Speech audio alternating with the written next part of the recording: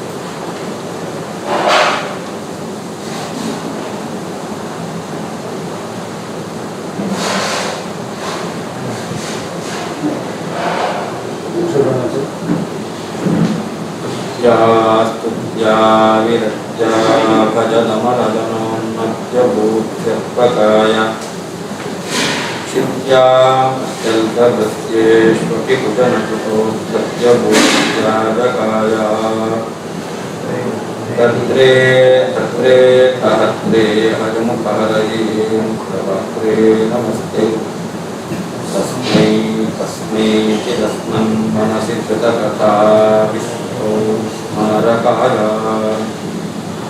तपो विद्या विरक्त्यादि तद्गुणोभागरानहम् वादिराजगुरुं वन्दे हयग्रीवपदाश्रयान् विद्याय राघवेन्द्राय सत्यधर्मरताय च भजतां कल्पवृक्षाय नमतां कामधेनवे तपस्वाध्याय शुश्रूषा कृष्णमुदारतं मुनिं विश्वेशमिष्टदं वन्दे परिव्राट्चक्रवर्तिनं श्रीगुरुभ्यो नमः। विशिष्य सर्ववेत्रत्वं ज्ञानत्वमिति सा पुनः विज्ञानमयतोक्त्या वीत्युपसर्गायुता ब्रवीत्। ಮುಂದೆ ವಿಜ್ಞಾನಮಯ ಪ್ರಕರಣ. ವಿಜ್ಞಾನಮಯ ಪ್ರಕರಣದಲ್ಲಿ ಭಗವಂತನಿಗೆ ವಿಶೇಷವಾದ ಜ್ಞಾನ ಇದೆ. ವಿಶಿಷ್ಯ ಸರ್ವವೇತ್ರ ವಿಜ್ಞಾನ ಅಂದರೆ ವಿಶೇಷವಾಗಿ ಭಗವಂತ ಜ್ಞಾನ ಸರ್ವವಿಷಯಕ ಜ್ಞಾನ, ವಿಶೇಷವಾಗಿ ಸರ್ವವಿಷಯಕ ಜ್ಞಾನವುಳ್ಳವನು ಪರಮಾತ್ಮ ಎಂಬುದನ್ನು ವಿಜ್ಞಾನಮಯ ಪ್ರಕರಣದಲ್ಲಿ ಹೇಳ್ತಾ ಇದ್ದಾರೆ. ಯಾಕೆ ಹೇಳ್ತಾರೆ? ವಿ ಇತಿ ಉಪಸರ್ಗಯುತ ಜ್ಞಾನ ಎಂತಕ್ಕಂಥ ಶಬ್ದಕ್ಕೆ ವಿ ಎಂತಕ್ಕಂತಹ ಉಪಸರ್ಗ ಸೇರ್ಕೊಂಡಿದೆ. ಆದ್ದರಿಂದ ವಿ ಎಂತಕ್ಕಂಥ ಉಪಸರ್ಗ ಸಹಿತವಾದ ಜ್ಞಾನ ಶಬ್ದ, ವಿಜ್ಞಾನ ಎಂತಕ್ಕಂಥ ಶಬ್ದ ಭಗವಂತನನ್ನು ವಿಶೇಷವಾದಂತಹ ಸರ್ವವಿಷಯಕ ಜ್ಞಾನವುಳ್ಳವ ಎಂಬುದಾಗಿ ಹೇಳ್ತಾ ಇದೆ. ಇದನ್ನೇ ಜ್ಞಾನ ಎಂತಕ್ಕಂಥ ಶಬ್ದವು ಹೇಳ್ತಾರೆ. ಜ್ಞಾನಂ ಎಂಬಲ್ಲಿ ತಕ್ಷಣ ವಾಕ್ಯದಲ್ಲಿ ಜ್ಞಾನ ಅಂತ ಸಾಮಾನ್ಯ ಶಬ್ದ ಇದೆ. ಅದಕ್ಕೆ ಎರಡು ಅರ್ಥ, ಸಾಮಾನ್ಯ ಜ್ಞಾನ, ವಿಶೇಷ ಜ್ಞಾನ. ನಾವು ಹೇಳ್ತೇವೆ ಇವರನ್ನು ಜ್ಞಾನಿಗಳು ಕರೀತೇವೆ. ಜ್ಞಾನಿಗಳು ಅಂತಂದ್ರೆ ಅವರಿಗೆ ಸಾಧಾರಣ ತತ್ವಸಂಖ್ಯಾನ ಜ್ಞಾನವೂ ಗೊತ್ತು ಅಂತಾರೆ. ಆಮೇಲೆ ಸುಧಾ ಜ್ಞಾನವೂ ಗೊತ್ತು, ತತ್ವಸಂಖ್ಯಾನವೂ ಗೊತ್ತಿದೆ, ಸುಧಾನೂ ಗೊತ್ತಿದೆ. ನಾವೇನು ಹೇಳ್ತೀವಿ? ಜ್ಞಾನಿಗಳು ಅಂತ ಅಷ್ಟೇ ಹೇಳೋದು. ಹಾಗಾದ್ರೆ ಸಾಮಾನ್ಯ ಜ್ಞಾನವೂ ಇದೆ, ವಿಶೇಷ ಜ್ಞಾನ. ಹಾಗೆ ಭಗವಂತನನ್ನು ಜ್ಞಾನ ಅಂತ ಹೇಳಿದ್ರಿಂದ ಅವನಿಗೆ ಸರ್ವವಿಷಯಕ ಸಾಮಾನ್ಯ ಜ್ಞಾನವೂ ಇದೆ, ಸರ್ವವಿಷಯಕ ವಿಶೇಷ ಜ್ಞಾನವೂ ಇದೆ. ಮನೋಮಯ ಪ್ರಕರಣದಲ್ಲಿ ಸರ್ವವಿಷಯಕ ಸಾಮಾನ್ಯ ಜ್ಞಾನ ಅನ್ನೋದನ್ನು ಹೇಳಿ, ವಿಜ್ಞಾನಮಯ ಪ್ರಕರಣದಲ್ಲಿ ಸರ್ವವಿಷಯಕ ವಿಶೇಷ ಜ್ಞಾನ ಹೇಳ್ತಾ ಇದ್ದಾರೆ.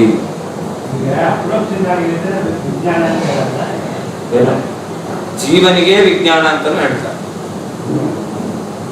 ಜೀವನನ್ನೇ ವಿಜ್ಞಾನ ಅಂತ ವಿಜ್ಞಾನಮಯ ಮಾಸಂ ಬ್ರಹ್ಮದೇವರು ಹೇಳ್ತಕ್ಕಂಥ ಮಾತು.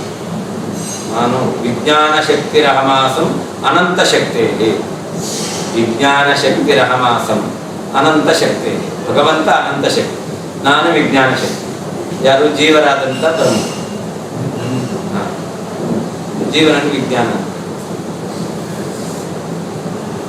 ಸಾ ಆ ಶ್ರುತಿಯು ಪುನಃ ಮತ್ತೆ ಜ್ಞಾನತ್ವಂ, ಜ್ಞಾನವೆಂದರೆ ವಿಶಿಷ್ಯ ಸರ್ವವೇತ್ರತ್ವಂ, ವಿಶೇಷವಾಗಿ ಎಲ್ಲವನ್ನೂ ತಿಳಿದವನು ಎಂಬುದಾಗಿ ವಿಜ್ಞಾನಮಯತೋಕ್ತ್ಯ ವಿಜ್ಞಾನಮಯ ಎಂತಕ್ಕಂಥ ಶಬ್ದದಿಂದ ವಿ ಇತಿ ಉಪಸರ್ಗಯುತ, ವಿ ಎಂತಕ್ಕಂಥ ಉಪಸರ್ಗದಿಂದ ಕೂಡಿ ಅಬ್ರವೀತ್ ಹೇಳಿದೆ.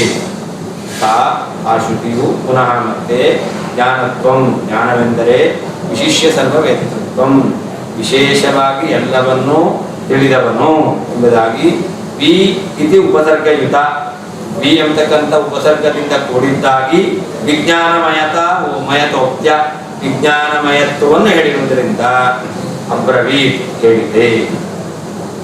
ಸಾ ಅಂದರೆ ಶ್ರುತಿ, ಪುನಃ ಅಂದರೆ ಮನೋಮಯ ಪ್ರಸ್ತಾವ ನಂತರಂ, ಪುನಃ ಅಂತಿದೆ ಆಮೇಲೆ, ಆಮೇಲೆ ಅಂತಂದ್ರೆ ಮತ್ತೆ ಅಂದ್ರೆ ಮನೋಮಯ ಪ್ರಕರಣದಲ್ಲಿ ಹೇಳಿದ ಮೇಲೆ.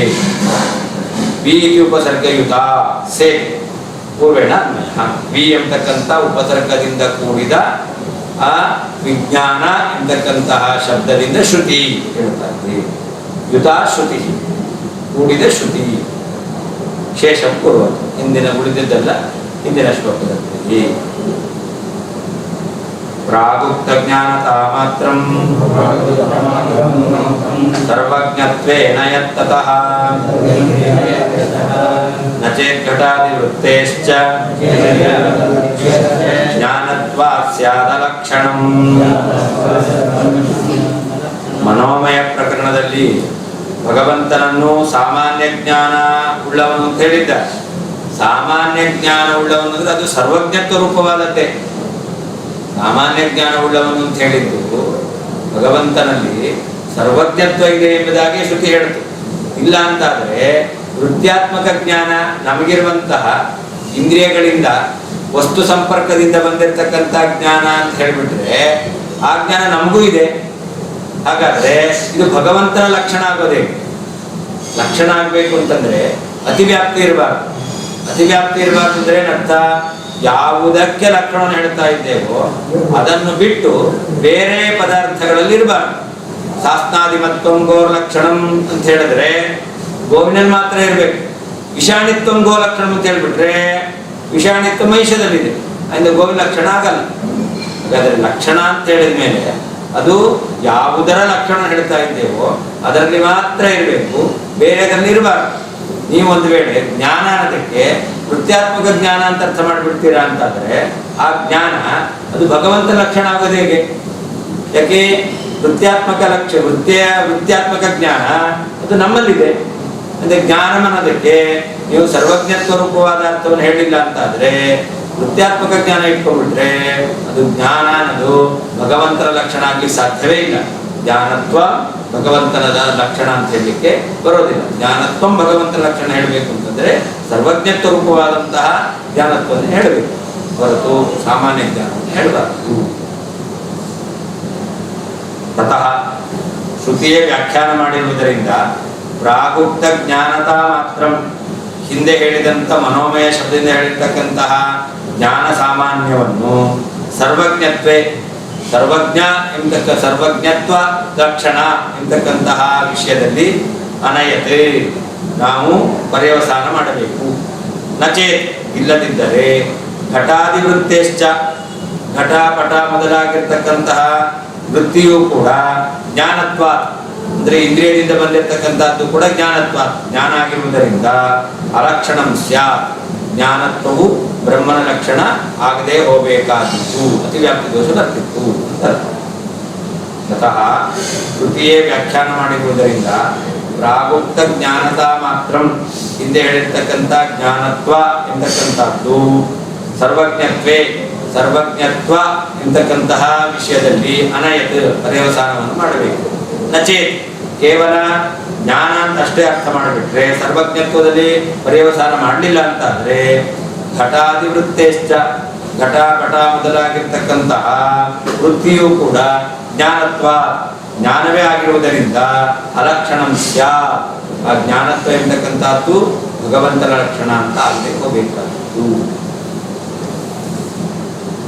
ತತಃ ಅಂದರೆ ಏವಂ ಸ್ವಯಮೇವ ವ್ಯಾಖ್ಯಾನ, ಹಿಂದೆ ಹೇಳಿದ ರೀತಿಯಲ್ಲಿ ಮನೋಮಯ ಅನ್ನೋದಕ್ಕೆ ಸರ್ವ ವಿಷಯಕ ಸಾಮಾನ್ಯ ಜ್ಞಾನವುಳ್ಳವನು, ಅಸಾಧಾರಣವಾದ ಸಾಮಾನ್ಯ ಜ್ಞಾನವುಳ್ಳವನು ಅಂತ ವ್ಯಾಖ್ಯಾನ ಮಾಡಿರೋದ್ರಿಂದ ಪ್ರಾಗುಕ್ತ ಜ್ಞಾನತಾ ಮಾತ್ರ ಅಂದ್ರೆ ಜ್ಞಾನಂ ಇತ್ಯತ್ರ ಉಕ್ತ ಜ್ಞಾನತ್ವ ಮಾತ್ರ ಇತ್ಯರ್ಥಃ. ಸತ್ಯಂ ಜ್ಞಾನಂ ಎಂಬಲ್ಲಿ ಜ್ಞಾನ ಶಬ್ದದಿಂದ ಹೇಳ್ತಕ್ಕಂಥ ಜ್ಞಾನತ್ವ ಅಂತಂದ್ರೆ ಅದು ಸರ್ವಜ್ಞತ್ವೇ ಅನಯತಿ. ಸರ್ವಜ್ಞತ್ವ ಎಂಬತಕ್ಕಂತಹ ಲಕ್ಷಣ ಎಂಬತಕ್ಕಂಥದ್ರಲ್ಲಿ ಅನಯತೆ ನೀತವತಿ ಪರ್ಯವಸಾನವನ್ನು ಮಾಡಿದೆ ಶ್ರುತಿ. ಪೂರ್ವೋಕ್ತ ಜ್ಞಾನತ್ವಮೇವ ಸರ್ವಜ್ಞತ್ವಂ ಯಥಾ ಭವತಿ ತಥಾ ಕರೋದಿತಿ ಭಾವಃ. ಅದರಿಂದ ಜ್ಞಾನತ್ವ ಅದಕ್ಕೇನರ್ಥ? ಸರ್ವಜ್ಞತ್ವವುಳ್ಳವನು ಅಂತ, ಹೊರತು ಬರೀ ಜ್ಞಾನವುಳ್ಳವನು ಅಂತ ಅರ್ಥ ಅಲ್ಲ. ಅದರಿಂದ ಜ್ಞಾನತ್ವವನ್ನು ಎಲ್ಲಿ ಪರ್ಯವಸಾನ ಮಾಡಿದೆ? ಸರ್ವಜ್ಞತ್ವಂ ಯಥಾ ಭವತಿ. ಜ್ಞಾನತ್ವ ಅಂದ್ರೆ ಸರ್ವಜ್ಞತ್ವ. ಸರ್ವಜ್ಞತ್ವ ಎಂಬತಕ್ಕಂಥ ಅರ್ಥ ಯಾವ ರೀತಿಯಲ್ಲಿ ನಾವು ಇಟ್ಕೊಳ್ಬೇಕು ಆ ರೀತಿಯ ಬರುವ ಹಾಗೆ ಶ್ರುತಿ ವ್ಯಾಖ್ಯಾನ ಮಾಡಿದೆ. ಏವಂ ವ್ಯಾಖ್ಯಾನ ಅಕರಣೆ ಕೋ ದೋಷ. ಜ್ಞಾನತ್ವ ಅನ್ನೋದಕ್ಕೆ ಸರ್ವಜ್ಞತ್ವ ಅಂತ ಅರ್ಥ ಮಾಡೋದು ಬೇಡ, ಬರೀ ಜ್ಞಾನತ್ವ ಅಂತ ಅರ್ಥ ಮಾಡೋಣ. ಅದರಿಂದ ಏನ್ ದೋಷ? ಅಕರಣೆ ಕೋ ದೋಷ. ಸರ್ವಜ್ಞತ್ವ ಅಂತ ಅರ್ಥ ಮಾಡಿಲ್ಲ ಅಂತಂದ್ರೆ ಏನ್ ದೋಷ ಅಂತಂದ್ರೆ ಅದಕ್ಕೆ ಹೇಳ್ತಾ ಇದ್ದಾರೆ ನಚೇತ್ ಅಂತ. ಆ ರೀತಿ ಅರ್ಥ ಮಾಡಿಲ್ಲ ಅಂತಾದ್ರೆ ಘಟಾಧಿವೃತ್ತಿಯಿಂದ ಜ್ಞಾನತ್ವ ಸ ಅಲಕ್ಷಣಂ, ಅದು ಭಗವಂತನ ಲಕ್ಷಣ ಆಗದೆ ಹೋಗಬೇಕಾಗಿತ್ತು ದೋಷ. ಸೃಷ್ಟ್ಯುಕ್ತ್ಯ ಪ್ರಾಪ್ತ ಸಾರ್ವಜ್ಞ ಲಕ್ಷಣಸ್ಯೇದಮೀರಣಂ.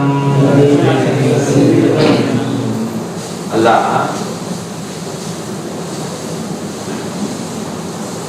ಸೂತ್ರದಲ್ಲಿ ಜನ್ಮಾದ್ಯಸ್ಯ ಯತಃ ಅಂತ ಹೇಳಿದ್ದಾರೆ. ಜನ್ಮಾದ್ಯಸ್ಯ ಯತಃ ಅಂತಂದ್ರೆ ಅದಕ್ಕೇನರ್ಥ? ಸೃಷ್ಟಿ ಸ್ಥಿತಿ ಸಂಹಾರ ನಿಯಮನ ಜ್ಞಾನಾಜ್ಞಾನ ಬಂಧ ಮೋಕ್ಷ ಪ್ರದ ಹೇಳಿದ್ದಾರೆ. ಅಂದ್ರೆ ಜನ್ಮಾದಿ ಸೂತ್ರದಲ್ಲಿ ಜಗಜ್ಜನ್ಮಾದಿ ಕಾರಣತ್ವವನ್ನು ಪರಮಾತ್ಮನಿಗೆ ಹೇಳಿದ್ದಾರೆ. ಆದರೆ ಪರಮಾತ್ಮನು ಸರ್ವಜ್ಞ ಎಂತಕ್ಕಂಥ ಲಕ್ಷಣವನ್ನು ಹೇಳಿದ್ದಾನೆ. ಪರಮಾತ್ಮನು ಸರ್ವಜ್ಞನ ಎಂತಕ್ಕಂಥ ಲಕ್ಷಣವನ್ನು ಜಗಜ್ಜನ್ಮಾದಿ ಸೂತ್ರದಲ್ಲಿ ಹೇಳಿಲ್ಲ, ಜಗಜ್ಜನ್ಮಾದಿ ಕಾರಣತ್ವವನ್ನು ಹೇಳ್ತಕ್ಕಂಥ ಸೂತ್ರದಲ್ಲಿ ಹೇಳಿಲ್ಲ. ಆದ್ರಿಂದ ಸೂತ್ರದಲ್ಲಿ ಹೇಳದೇ ಇರತಕ್ಕಂಥದ್ದನ್ನು ಶ್ರುತಿ ಯಾಕೆ ಹೇಳ್ತಾ ಇದೆ? ನಾವು ಅರ್ಥ ಮಾಡಿದ್ದೀಗ ಜ್ಞಾನ ಮಾಡೋದಕ್ಕೆ ಪರಮಾತ್ಮ ಸರ್ವಜ್ಞನಾಗಿದ್ದಾನೆ. ಹಿಂದೆಲ್ಲ ವ್ಯಾಖ್ಯಾನ ಮಾಡಿದ್ದೇನು? ಸೂತ್ರದಲ್ಲಿ ಹೇಳಿದ್ದನ್ನ ಶ್ರುತಿ ಹೇಳ್ತಾ ಇದೆ. ಹಾಗಾದ್ರೆ ಸೂತ್ರದಲ್ಲಿ ಹೇಳಿದ್ದನ್ನ ಶ್ರುತಿ ಹೇಳ್ತಾ ಇದೆ ಅಂತಾದ್ರೆ ಸೂತ್ರ ಸರ್ವಜ್ಞತ್ವವನ್ನು ಹೇಳಿಲ್ಲ, ಅದನ್ನ ಶ್ರುತಿ ಯಾಕೆ ಹೇಳ್ತು? ಪ್ರಶ್ನೆ ಬರುತ್ತೆ. ಹೇಳ್ತಾರೆ ಪರಮಾತ್ಮನನ್ನು ಸೂತ್ರದಲ್ಲಿ ಜಗಜನ್ಮಾದಿ ಕಾರಣ ಅಂತ ಹೇಳಿದ್ದಾರೆ ತಾನೆ. ಜಗಜನ್ಮಾದಿ ಕಾರಣತ್ವವನ್ನು ಭಗವಂತ ಲಕ್ಷಣ ಅಂತ ಹೇಳಿದ್ರಿಂದ ಭಗವಂತನಲ್ಲಿ ಸರ್ವಜ್ಞತ್ವವನ್ನು ಹೇಳಿದಂತೆ ಆಯ್ತು. ಅಡಿಗೆ ಮಾಡು ಅಂತಂದ್ರೆ ಅಡಿಗೆಗೆ ಏನ್ ಪದಾರ್ಥ ಬೇಕು ಅಂತಾನೆ ಗೊತ್ತಿಲ್ಲ, ಅಡಿಗೆ ಮಾಡೋದು ಗೊತ್ತಿಲ್ಲ ಅಂತಂದ್ರೆ ಏನ್ ಅಡಿಗೆ ಮಾಡ್ತಾನೆ? ಅದಲ್ವ? ಹಾಗಾದ್ರೆ ಭಗವಂತ ಸರ್ವವನ್ನು ಸೃಷ್ಟಿ ಮಾಡ್ತಾನೆ ಅಂತಾದ್ರೆ ಅವನಿಗೆ ಸರ್ವಜ್ಞಾನ ಇರಲೇಬೇಕು. ಸೃಷ್ಟಿಕರ್ತ ಅಂದ್ರೆ ಏನರ್ಥ? ಸಂಹಾರಕರ್ತ ಅಂದ್ರೆ ಏನರ್ಥ? ಪಾಲನಕರ್ತ ಅಂದ್ರೆ ಏನರ್ಥ? ಒಂದನ್ನು ಸೃಷ್ಟಿ ಮಾಡಿದವನು, ಒಂದನ್ನು ಕೊಂದವನು, ಒಂದನ್ನು ಪಾಲನೆ ಮಾಡಿದವನು ಅಂತಲ್ಲ. ಯಾಕಾಶ್ಚ ಪೃಥಿವೀಂ ಶ್ರುತಾ, ಏನೇನು ಪೃಥಿವಿಯಲ್ಲಿ ಇದೆಯೋ ಅದನ್ನು ಸೃಷ್ಟಿ ಮಾಡಿದವರು, ಏನೇನು ಪೃಥಿವಿಯಲ್ಲಿ ಇದೆಯೋ ಅದನ್ನು ನಾಶ ಮಾಡುವವರು, ಏನೇನು ಪೃಥ್ವಿಯಲ್ಲಿ ಇದೆಯೋ ಅದೆಲ್ಲವನ್ನು ಪಾಲನೆ ಮಾಡುವವನು. ಹಾಗಾದ್ರೆ ಸೃಷ್ಟಿ ಮಾಡಲಿಕ್ಕೆ ಬೇಕಾದ ಜ್ಞಾನ, ಸಂಹಾರ ಮಾಡಲಿಕ್ಕೆ ಬೇಕಾದ ಜ್ಞಾನ, ಪೋಷಣೆ ಮಾಡಲಿಕ್ಕೆ ಬೇಕಾದ ಜ್ಞಾನ ಎಲ್ಲ ಇದೆ ಅಂತಾಯ್ತು. ಹಾಗಾದ್ರೆ ಏನಾಯ್ತು? ಸರ್ವಜ್ಞ ಅಂತ. ಅದರಿಂದ ಭಗವಂತನನ್ನು ಸೃಷ್ಟಿಕರ್ತ ಅಂತ ಹೇಳಿದ್ರಿಂದಲೇನೆ ಭಗವಂತನನ್ನು ಸರ್ವಜ್ಞ ಅಂತಲೂ ಹೇಳಿದಂತೆ ಆಯ್ತು. ಅದನ್ನ ಶ್ರುತಿ ಜ್ಞಾನ ಅಂತಕ್ಕಂಥ ಪದದಿಂದ ಹೇಳ್ತಾ ಇದೆ. ಆದ್ದರಿಂದ ಸೂತ್ರದಲ್ಲಿ ಹೇಳದೇ ಇದ್ದದನ್ನ ಶ್ರುತಿ ಯಾಕೆ ಹೇಳ್ತಾ ಇದೆ ಅನ್ನೋ ಪ್ರಶ್ನೆಗೆ ಅವಕಾಶವೇ ಇಲ್ಲ. ಶ್ರುತಿ ಸರ್ವಜ್ಞತ್ವವನ್ನು ಸರ್ವಕರ್ತೃತ್ವವನ್ನು ಹೇಳಿದೆ ಅಂತಾದ್ರೆ ಸರ್ವಕರ್ತೃತ್ವ ಜ್ಞಾನ ಇದ್ರೇನೆ ಕೂಡುತ್ತೆ, ಜ್ಞಾನ ಇಲ್ಲ ಅಂತಾದ್ರೆ ಕರ್ತೃತ್ವ ಕೂಡೋದೇ ಇಲ್ಲ. ಅಂದ್ರೆ ಸರ್ವಕರ್ತೃತ್ವವನ್ನು ಪರಮಾತ್ಮನಿಗೆ ಹೇಳಿದ್ರಿಂದ ಶ್ರುತಿ ಅರ್ಥ ಸರ್ವಜ್ಞತ್ವವನ್ನು ಹೇಳಿದೆ. ಸೂತ್ರ ಶ್ರುತಿ ಅಲ್ಲ, ಸೂತ್ರ ಸರ್ವಜ್ಞತ್ವವನ್ನು ಹೇಳಿದೆ. ಆ ಸೂತ್ರದಲ್ಲಿ ಹೇಳಿರ್ತಕ್ಕಂಥ ಸರ್ವಜ್ಞತ್ವವನ್ನು ಶ್ರುತಿ ಹೇಳ್ತಾರೆ. ಅಲ್ಲಿ ಅಲ್ಲೇ ಅಲ್ಲಿ ಆದಿಪದದಿಂದ ಜನ್ಮಾದ್ಯಸ್ಯ ಅಂತಂದ್ರೆ ಸ್ಥಿತಿ ಸಂಹಾರ ನಿಯಮನ ಜ್ಞಾನ ಅಜ್ಞಾನ ಬಂಧ ಮೋಕ್ಷ, ಇದು ಮಾತ್ರ ಇಟ್ಕೊಳ್ಬೇಕು. ಇನ್ನೊಬ್ಬರಿಗೆ ಭಗವಂತ ಸೃಷ್ಟಿಯಾದಿ ಅಷ್ಟಕರ್ತೃ ಅಷ್ಟೇ. ಸೃಷ್ಟಿ ಸ್ಥಿತಿ ಚ ಸಂಹಾರೋ ನೇತಜ್ಞಾನ ಮಾವೃತಿ ಬಂಧ ಮೋಕ್ಷೋ ಚ ಪುರುಷ ಯಸ್ಮಾತ್ ಸಹರಿರೇಕರಾಟ ಪ್ರಮಾಣ ಇರುತ್ತೆ. ಅಲ್ಲಿ ಸರ್ವಜ್ಞತ್ವವನ್ನು ಹೇಳಿ ಆದಿಪದದಿಂದ ಸರ್ವಜ್ಞತೆ ಬರೋದು.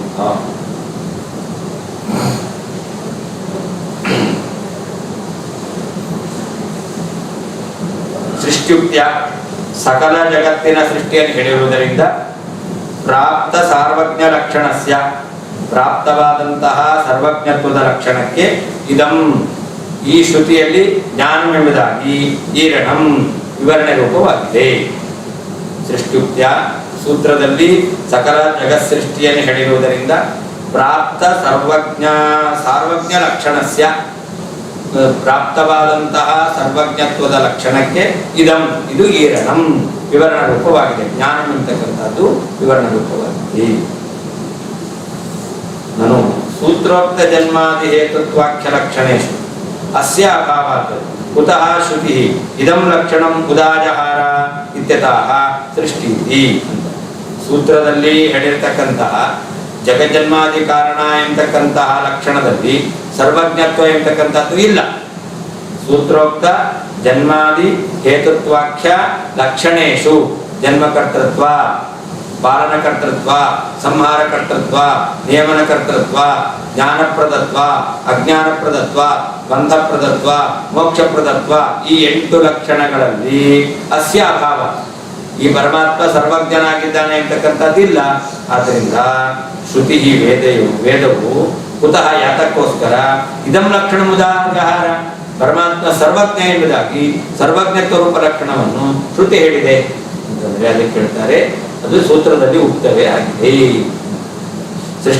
ಸೃಷ್ಟಿಯುಕ್ತಿಯ ಸಕಲ ಜಗತ್ ಸೃಷ್ಟಿಯುಕ್ತಿಯ ಅಲ್ಲಿ ಸೃಷ್ಟಿಯುಕ್ತಿ ಅಂತಿದೆ. ಒಂದು ಸೃಷ್ಟಿ ಅಲ್ಲ, ಅಲ್ಪವಾದ ಸೃಷ್ಟಿ ಅಲ್ಲ, ಸಕಲ ಜಗತ್ ಜಗತ್ತು ಜಗತ್ತಿನಲ್ಲಿರ್ತಕ್ಕಂಥದ್ದು ಎಲ್ಲವನ್ನೂ ಸೃಷ್ಟಿ ಮಾಡಿದವನೆಂಬುದಾಗಿ ಹೇಳಿರುವುದರಿಂದ ಸಕಲ ಜಗತ್ ಸೃಷ್ಟತ್ವಾದಿನ ಅರ್ಥಾತ್ ಪ್ರಾಪ್ತಂ ಭಗವಂತ ಸಕಲ ಜಗತ್ ಸೃಷ್ಟಿಕರ್ತನಾಗಿದ್ದಾನೆ ಅಂತ ಶಬ್ದದಿಂದ ಹೇಳಿಲ್ಲ. ಶಬ್ದದಿಂದ ಹೇಳಿದ್ದು ಜಗತ್ತಿನ ಎಲ್ಲದಕ್ಕೂ ಕಾರಣ, ಎಲ್ಲ ಜಗತ್ತಿಗೂ ಕಾರಣ. ಆದರೆ ಅರ್ಥಾತ್ ಈ ಶಬ್ದದಿಂದ ಹೇಳಿದ್ರು ಕೂಡ ಅರ್ಥಾತ್ ಏನ್ ಸಿದ್ಧವಾಗುತ್ತೆ ಅಂತಂದ್ರೆ ನಾವು ಹೇಳ್ತೇವೆ ಅವನು ಆಸ್ಪತ್ರೆಯಲ್ಲಿದ್ದಾನೆ, ಹೇಳಿದ್ದೇನೆ ನಾವು ಆಸ್ಪತ್ರೆಯಲ್ಲಿದ್ದಾನೆ ಅಂತ. ಅದರಿಂದ ನಿಮಗೆ ಅರ್ಥಾತ್ ಏನ್ ಸಿದ್ಧಾಯಿತು? ಒಂದು ಹುಷಾರಿಲ್ಲ ಅಥವಾ ಆಕ್ಸಿಡೆಂಟ್ ಆಗಿದೆ ಅಂತ ಬಾಯಿಂದ ಹೇಳಿಲ್ಲ. ಆಸ್ಪತ್ರೆ ಇದ್ದಾನೆ ಅಂತ ಹೇಳಿದ್ರಿಂದ ಆಸ್ಪತ್ರೆ ಇದ್ದಾನೆ ಅಂದ್ರೆ ಆಸ್ಪತ್ರೆ ಇದ್ದಾನೆ ಅಂತ ಅರ್ಥ ಹೊರತು ಆಕ್ಸಿಡೆಂಟ್ ಆಯಿತು ಅಂತ ಅರ್ಥ ಅಲ್ಲ, ಹುಷಾರಿಲ್ಲ ಅಂತ ಅರ್ಥ ಅಲ್ಲ. ಆಸ್ಪತ್ರೆ ಇದ್ದಾನೆ ಶಬ್ದಕ್ಕೆ ಅದೇ ಅರ್ಥ. ಹಾಗೆ ಸೃಷ್ಟಿಯಾದಿ ಕರ್ತೃತ್ವ ಅದು ಶಬ್ದದಿಂದ ಹೇಳಿದೆ. ಆದರೆ ಸೃಷ್ಟಿಯಾದಿ ಕರ್ತೃತ್ವ ಭಗವಂತನಲ್ಲಿ ಬರಬೇಕು ಅಂತಾದ್ರೆ ಏನಿರ್ಬೇಕು? ಜ್ಞಾನ ಇರಲೇಬೇಕು. ಅಂದ್ರೆ ಅರ್ಥಲಬ್ಧವಾಗಿರ್ತಕ್ಕಂತಹ ಯತ್ ಭಗವತಃ ಭಗವಂತನಲ್ಲಿ ಸರ್ವಜ್ಞತ್ವ ಎಂತಕ್ಕಂಥದ್ದಿದೆ. ತದೇವ ಲಕ್ಷಣಂ ಆ ಲಕ್ಷಣವನ್ನೇ ತಸ್ಯ ಈರಣಂ ಆ ಜ್ಞಾನ ಎಂತಕ್ಕಂತಹ ಶ್ರುತಿ ಹೇಳ್ತಾ ಇದೆ. ಕಥನಂ ಈರಣಂ ಅಂದ್ರೆ ಕಥನಂ ಹೇಳ್ತಾ ಇದೆ. ಸರ್ವಜ್ಞತ್ವಾತ್ ತಸ್ಯೈವ ಜಗತ್ಸೃಷ್ಟಾಧಿಕಂ ಜಗತ್ಸೃಷ್ಟತ್ವಾಧಿಕಂ ನ ಅನ್ಯಸ್ಯ ಇತಿ ಸ್ವೋಕ್ತ ಲಕ್ಷಣ ಸ್ಥಿರೀಕರಣಾಯ ಪ್ರಕರಣದ್ವಯೇನ ಸಾರ್ವಜ್ಞಂ ವರ್ಣಿತವತಿ ಇತಿ ಭಾವಃ. ಪರಮಾತ್ಮ ಸರ್ವಜ್ಞನಾಗಿದ್ದಾನೆ. ಸರ್ವಜ್ಞನಾದ್ರಿಂದ ಆ ಸೃಷ್ಟತ್ವ ಲಕ್ಷಣ ಬೇರೆಯವರಲ್ಲಿ ಇಲ್ಲ. ಸೃಷ್ಟತ್ವ ಬ್ರಹ್ಮದೇವರು ಸೃಷ್ಟಿ ಮಾಡಿದಾರೆ ಇಲ್ಲೋ? ಹಾಗಾದ್ರೆ ಜಗತ್ ಸೃಷ್ಟತ್ವ ಲಕ್ಷಣ ಏನ್ ಬಂತು? ಬ್ರಹ್ಮದೇವರು ಬಂತು ಅಂತ ಹೇಳ್ಬೇಕು. ಹಾಗಾದ್ರೆ ಜಗತ್ ಸೃಷ್ಟತ್ವವನ್ನು ಹೇಳಿದ್ರಿಂದ ಅದರ ಜೊತೆಯಲ್ಲಿ ಸರ್ವಜ್ಞತ್ವವನ್ನು ಹೇಳ್ತಾ ಇದ್ದಾರೆ. ಜಗತ್ ಸೃಷ್ಟತ್ವ ಲಕ್ಷಣವನ್ನು ಹೇಳಿದ ಜೊತೆಯಲ್ಲಿ ಸರ್ವಜ್ಞತ್ವವನ್ನು ಕೂಡ ಹೇಳ್ತಾ ಇದ್ದಾರೆ. ಆ ಸರ್ವಜ್ಞತ್ವ ಇದೆಯಲ್ಲ ಅದು ಪರಮಾತ್ಮನಲ್ಲೇ ಇರೋದು. ಹಾಗಾದ್ರೆ ಸರ್ವಜ್ಞತ್ವ ಸಹಿತವಾಗಿ ಜಗತ್ ಸೃಷ್ಟತ್ವವನ್ನು ಹೇಳಿದ್ದಾರೆ ಅಂತಂದ್ರೆ ಆ ಲಕ್ಷಣ ಯಾರಲ್ಲಿ ಬರುತ್ತೆ? ಭಗವಂತನಲ್ಲಿ ಬರುತ್ತೆ. ಹೀಗೆ ತಾನು ಹೇಳಿದ ಜಗತ್ಸೃಷ್ಟತ್ವ ರೂಪವಾದಂತಹ ಲಕ್ಷಣ ಅದು ಸ್ಥಿರೀಕರಣ ಭಗವಂತನಲ್ಲೇ ಇದೆ, ಬೇರೆಯಲ್ಲಿ ಇಲ್ಲ ಎಂಬುದನ್ನು ಹೇಳಲಿಕ್ಕೋಸ್ಕರ ಪ್ರಕರಣದ್ವಯ ಮನೋಮಯ ವಿಜ್ಞಾನಮಯ 2 ಪ್ರಕರಣಗಳಲ್ಲಿ ಸರ್ವಜ್ಞತ್ವವನ್ನು ಶ್ರುತಿ ನಿರೂಪಣೆ ಮಾಡಿದೆ. ಆದ್ರಿಂದ ಸತ್ಯ ಶಬ್ದದಿಂದ ಉಕ್ತವಾದ ಸರ್ವಕರ್ತೃತ್ವ ಯಾರಲ್ಲಿದೆ? ಸರ್ವಜ್ಞನಾದವನಲ್ಲೇ ಇರೋದು, ಭಗವಂತನಲ್ಲಿ. ಇತರಲ್ಲಿ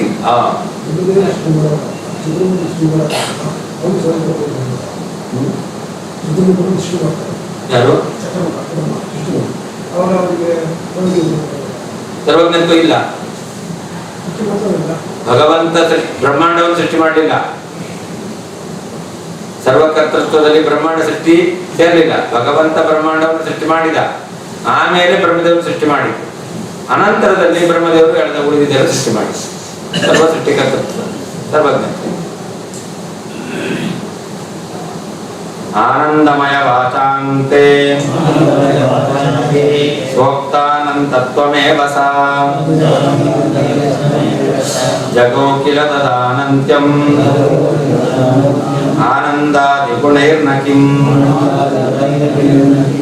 ಇನ್ನ ಶ್ರುತಿ ಕೊನೆಯಲ್ಲಿ ಭಗವಂತನನ್ನು ಆನಂದಮಯ ಅಂತ ಹೇಳ್ತಾರೆ. ಆನಂದಮಯ ಅಂತ ಯಾಕೆ ಹೇಳ್ತಾ ಇದೆ ಅಂತಂದ್ರೆ, ನೋಡಿ, ಭಗವಂತನಲ್ಲಿ ಆನಂದಮಯತ್ವವನ್ನು ಹೇಳ್ತಾ ಇಲ್ಲ, ಅದು ಶ್ರುತ್ಯುಕ್ತವಾದಂತಹ ಯಾವ ಅನಂತ ಅಂತ ಶಬ್ದ ಇದೆಯಲ್ಲ ಅದರ ಅರ್ಥ. ಸತ್ಯಂ ಜ್ಞಾನಂ ಅನಂತಂ. ಭಗವಂತ ಜಗತ್ ಜನ್ಮಾದಿ ಕಾರಣ, ಸೃಷ್ಟಿ ಸ್ಥಿತಿ ಲಯಕರ್ತ. ಭಗವಂತ ಸರ್ವಜ್ಞ. ಆಮೇಲೆ ಅನಂತಂ ಅಂತ ಹೇಳ್ತೀವಿ. ಅನಂತ ಅಂದ್ರೆ ಏನರ್ಥ?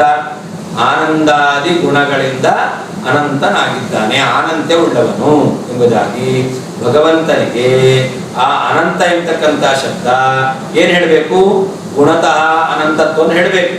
ನೀವು ಹೇಳುವ ರೀತಿಯಲ್ಲಿ ವಸ್ತುತಃ ಅನಂತತ್ವ, ವಸ್ತುತಃ ಭೇದರಾಹಿತ್ಯ ಹೇಳಬಾರ್ದು. ಅವ್ರು ಹೇಳುವ ಅರ್ಥ ಸರಿಯಲ್ಲ ಅನ್ನೋದಕ್ಕೆ ಇಷ್ಟನೇ ಹೇಳಿದ್ರು. ಅವರು ಸತ್ಯಂ ಜ್ಞಾನಂ ಅನಂತಂ ಎಂಬತಕ್ಕಂಥ ಅನಂತ ಪದಕ್ಕೆ ವಸ್ತುತಃ ಅನಂತತ್ವವನ್ನು ಹೇಳ್ತಾರೆ. ವಸ್ತುತಃ ಅನಂತತ್ವ ಅಂದ್ರೆ ಏನರ್ಥ? ವಸ್ತುತಃ ಭೇದ ಇಲ್ಲ ಅಂತ. ವಸ್ತುತಃ ಭೇದ ಇಲ್ಲ ಅಂತ ಹೇಳಿಬಿಟ್ರೆ ಆವಾಗ ಎಲ್ಲ ವಸ್ತುವಿಂದ ಅಭಿನ್ನನಾದ ಪರಮಾತ್ಮನಿಗೆ ಸತ್ಯ ಶಬ್ದದಿಂದ ಉಕ್ತವಾದ ಜಗತ್ ಸೃಷ್ಟಿಕರ್ತೃತ್ವ, ಜಗತ್ ಪಾಲನ ಕರ್ತೃತ್ವ, ಜಗತ್ ಸಂಹರ್ತೃತ್ವ ಎಲ್ಲಿ? ಜ್ಞಾನ ಶಬ್ದದಿಂದ ಹೇಳಿದಂತ ಸರ್ವಜ್ಞತ್ವ ಎಲ್ಲಿ? ಯಾಕೆ? ಎಲ್ಲರಿಂದ ಅಭಿನ್ನನಾಗಿದ್ದಾನೆ, ಎಲ್ಲರಲ್ಲಿ ಇಲ್ಲ. ಸೃಷ್ಟಿಕರ್ತೃತ್ವ, ಅಲ್ಪಕರ್ತೃತ್ವ ಇಲ್ಲ. ಕೆಲವರು ಒಂದ್ ಮನೆ ಕಟ್ಟಬೇಕು ಅಂತ ಅನ್ಕೊಂಡಿರ್ತಾರೆ, ಜೀವನದೇಡಿ ಆಗೋದೇ ಇಲ್ಲ, ಹಂಗೆ ಸತ್ತು ಹೋಗ್ತಾರೆ, ಆ ಯೋಚನೆಯಲ್ಲೇ ಸಾಕ್ತಾರೆ. ಹೀಗಿರ್ಬೇಕಾದ್ರೆ ಜೀವರಿಗೆ ಅಲ್ಪಕರ್ತೃತ್ವ ಇಲ್ಲ, ಸಕಲ ಕರ್ತೃತ್ವ, ಸಕಲ ಪಾಲಕತ್ವ, ಸಕಲ ಸಂಹರ್ತೃತ್ವ, ಜೀವಾಭಿನ್ನನಾದ ಪರಮಾತ್ಮನಿಗೆ ಹೇಗೆ? ಅದರಿಂದಾಗಿ ಅನಂತತ್ವ ಎಂತಕ್ಕಂಥದ್ದು ಅದು ಭಗವಂತನಿಗೆ ವಸ್ತುತಃ ಅನಂತತ್ವವನ್ನು ಹೇಳ್ತಾ ಇಲ್ಲ, ಗುಣತಃ ಅನಂತತ್ವವನ್ನು ಹೇಳ್ತಾ ಇದೆ. ಆದ್ದರಿಂದ ಆನಂದಮಯ ಪ್ರಕರಣದಲ್ಲಿ ಭಗವಂತನನ್ನು ಆನಂದಮಯ ಅಂತ ಹೇಳಿದ್ರಿಂದ ಭಗವಂತನಲ್ಲಿ ಗುಣತಃ ಅನಂತತ್ವವನ್ನು ಹೇಳ್ತಾ ಇದ್ದಾರೆ. ಶ್ರುತಿ ಹೇಳ್ತಾರೆ.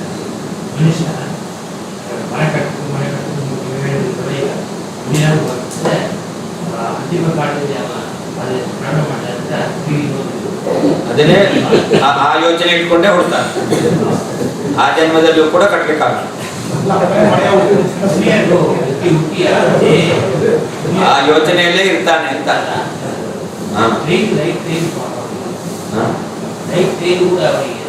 ವ್ಯರ್ಥ ಆಯ್ತು. ಅದಕ್ಕೋಸ್ಕರ ಮುಂದಿನ ಜನ್ಮದಲ್ಲಿ ದೇವರೇ ಒಂದು ಒಳ್ಳೆ ಮನೆ ಆದರೂ ಕೊಡ್ಲಿಕ್ಕೆ ಅನುಗ್ರಹ ಮಾಡಪ್ಪ ಅಂತ ಯೋಚನೆ ಮಾಡಿದ್ರೆ ಆಗಿತ್ತು. ಅಯ್ಯೋ ಮನೆ ಇಲ್ಲ ಅಂತ ಕೊರಗಿದ್ರಿಂದ ಮನೆ ಇಲ್ಲದವನಾಗಿ ಹುಡ್ತಾನೆ. ದೇವ್ರು ಕೊಡ್ತಾನೆ ಅಂತ ಯೋಚಿಸಿ ಸತ್ತಿದ್ರೆ ದೇವ್ರು ಕೊಡ್ತಿದ್ದ. ಬರೀ ದೇವ್ರ ಬಗ್ಗೆ ನೆನಪೇ ಬರಲಿಲ್ಲ. ಅದರಿಂದಾಗಿ ಮತ್ತೆ ದೇವ್ರನ್ನ ಮರೆತೆ ಮನೆ ಆಗ್ಲಿಲ್ಲ ಅಂತ ಅದರಲ್ಲೇ ಯೋಚನೆ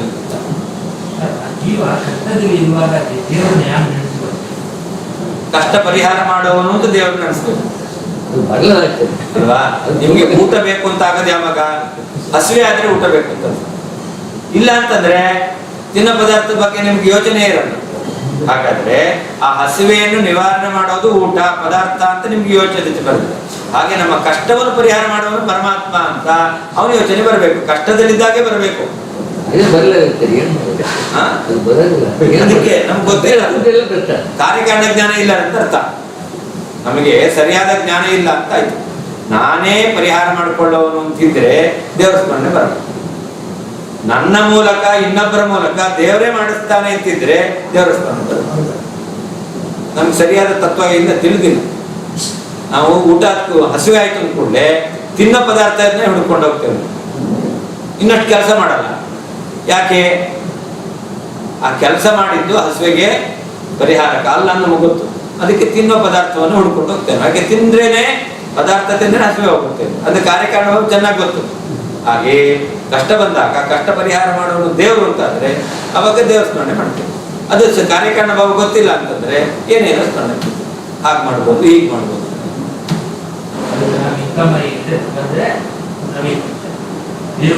ಸ್ಮರಣೆ ಬರುತ್ತೆ,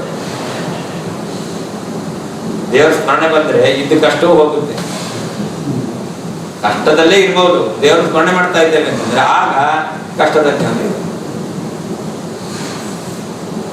ಸಾ ಆ ಶ್ರುತಿಯು ಅಂತೆ ಕೊನೆಯಲ್ಲಿ ಆನಂದಮಯ ವಾಚ, ಆನಂದಮಯ ಎಂಬತಕ್ಕಂಥ ಶಬ್ದದಿಂದ ಸ್ವೋಕ್ತ ಅನಂತತ್ವಮೇವ, ಅನಂತಂ ಎಂಬುದಾಗಿ ತಾನೇ ಹೇಳಿರ್ತಕ್ಕಂತಹ ಅನಂತತ್ವವನ್ನು ಜಗೌ ಕಿಲ ನಿರೂಪಣೆ ಮಾಡಿದೆ ಅಷ್ಟೇ.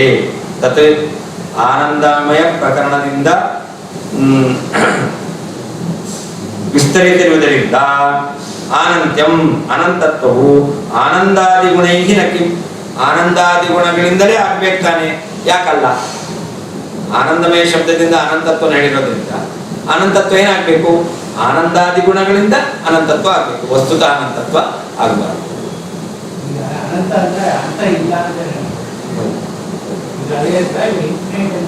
ಗುಣತಃ ಅಂತ ಇಲ್ಲ, ಗುಣತಃ ಅಂತ ಇಲ್ಲ, ಇನ್ಫಿನಿಟ್ ಅಂತಾನೆ ಹೇಳು.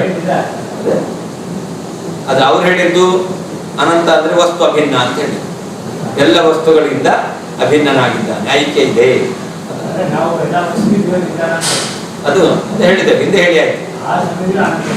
ಆ ರೀತಿಯಲ್ಲಿ ವಸ್ತುತ ಅನಂತ ಇದೆ, ವಸ್ತುಗಳಲ್ಲಿ ಭಗವಂತ ಇದ್ದಾನೆ. ವಸ್ತುಗಳು ಅವನಲ್ಲಿದೆ, ವಸ್ತು ಅವನದೀನ, ಅವನು ಎಲ್ಲದಲ್ಲಿದ್ದಾನೆ, ಅದು ಆಗುತ್ತೆ. ಆದ್ರೆ ಅದು ವಸ್ತು ಅಭೇದ ಅಲ್ಲ, ವಸ್ತು ಅಭೇದ ಅಲ್ಲ.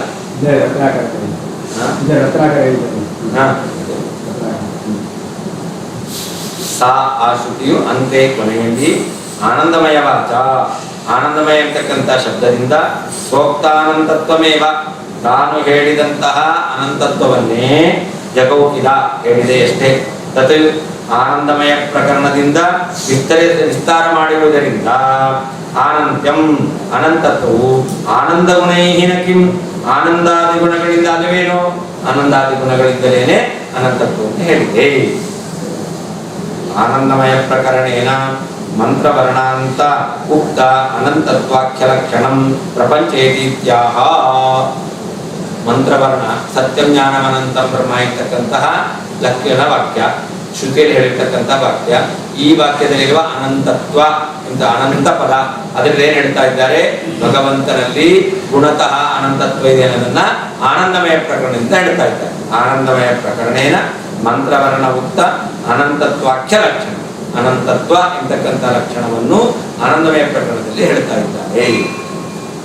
ಅಂತೆ ಅಂದ್ರೆ ಮಂತ್ರವರ್ಣದ ವ್ಯಾಖ್ಯಾನ ಅಂತೆ ಅಂತ, ಮಂತ್ರವರ್ಣದ ಉಳಿದೆಲ್ಲವನ್ನು ವ್ಯಾಖ್ಯಾನ ಮಾಡಿ ಕೊನೆಯ ಸತ್ಯಂ ಅನ್ನೋದನ್ನು ವ್ಯಾಖ್ಯಾನ ಮಾಡಿ, ಜ್ಞಾನಂ ಅನ್ನೋದನ್ನು ವ್ಯಾಖ್ಯಾನ ಮಾಡಿ ಕೊನೆಯಲ್ಲಿ ಸಾ ಅಂದ್ರೆ ಶ್ರುತಿ ಅಂತ ಅರ್ಥ. ತತ್ ಅಂದ್ರೆ ತಸ್ಮಾತ್ ಅಂದ್ರೆ ಆನಂದಮಯ ಪ್ರಕರಣೇನ ಪ್ರಪಂಚನ ಅಂತ ಅರ್ಥ. ಅಲ್ಲಿ ಜಗೌಕಿಲ ತದಾನಂತ್ಯಂ ತತ್ ಅಂತಿದೆ. ತತ್ ಅಂದ್ರೆ ಏನಂತ? ತಸ್ಮಾತ್ ಅಂದ್ರೆ ಆನಂದಮಯ ಪ್ರಕರಣದಿಂದ ವಿಸ್ತಾರ ಮಾಡಿರುವುದರಿಂದ. ಆನಂದಂ ಅಂದ್ರೆ ಪ್ರಾಗುಕ್ತಂ ಆನಂತ್ಯಂ ಇತಿ ವಾ. ಇಲ್ಲಿ ಆನಂತ್ಯಂ ಆನಂದಾದಿ ಅಂತಿದೆ. ಅಲ್ಲಿ ಆನಂದಂ ಅಂತಂದ್ರೆ ಹಿಂದೆ ಹೇಳಿರ್ತಕ್ಕಂತಹ ಆನಂದ ಗುಣ ಅಥವಾ ಅನಂತ್ಯ ಅನಂತತ್ವ. ಆನಂದಾದಿ ಗುಣೈಹಿನ ಕಿಂ ಭವತ್ಯೇವ, ಆನಂದಾದಿ ಗುಣಗಳಿಂದಲೇನೆ ಅನಂತತ್ವವನ್ನು ಹೇಳಿದ್ದಾರೆ. ಅಂತೆ ಪ್ರೋಕ್ತ ಅನಂತತ್ವ ಲಕ್ಷಣಸ್ಯ ಅಂತಿಮೇನ ಆನಂದಮಯ ಪ್ರಕರಣೇನ ಪ್ರಪಂಚನಾತ್ ಆನಂದಾದಿ ಗುಣ ಪೂರ್ಣತ್ವಮೇವ ಅನಂತತ್ವಂ ನ ಪರೋದೀರಿತ ಸಕಲವಸ್ತ್ವೈಕ್ಯಂ.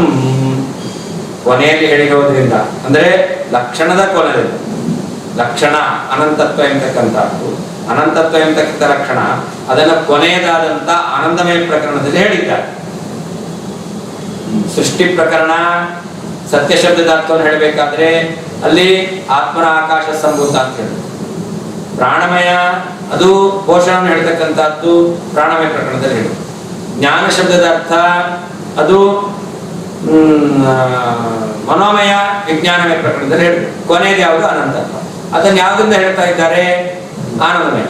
ಆನಂದಮಯ ಪ್ರಕರಣದಲ್ಲಿ ಹೇಳಿಲ್ಲ ಅಂತಂದ್ರೆ ಇನ್ಯಾವ ಪ್ರಕರಣದಲ್ಲಿ ಹೇಳಿದ್ದಾರೆ? ಅಲ್ಲಿರೋದೇ ಅಷ್ಟೇ. ಮೊದಲು ಸೃಷ್ಟಿ ಪ್ರಕರಣ, ಅನಂತರದಲ್ಲಿ ಸಂಹಾರ ಪ್ರಕರಣ, ಅನ್ನಮಯ ಪ್ರಕರಣ, ಪ್ರಾಣಮಯ ಪ್ರಕರಣ, ಮನೋಮಯ, ವಿಜ್ಞಾನಮಯ, ಒಂದು ಆನಂದಮಯ ಪ್ರಕರಣ.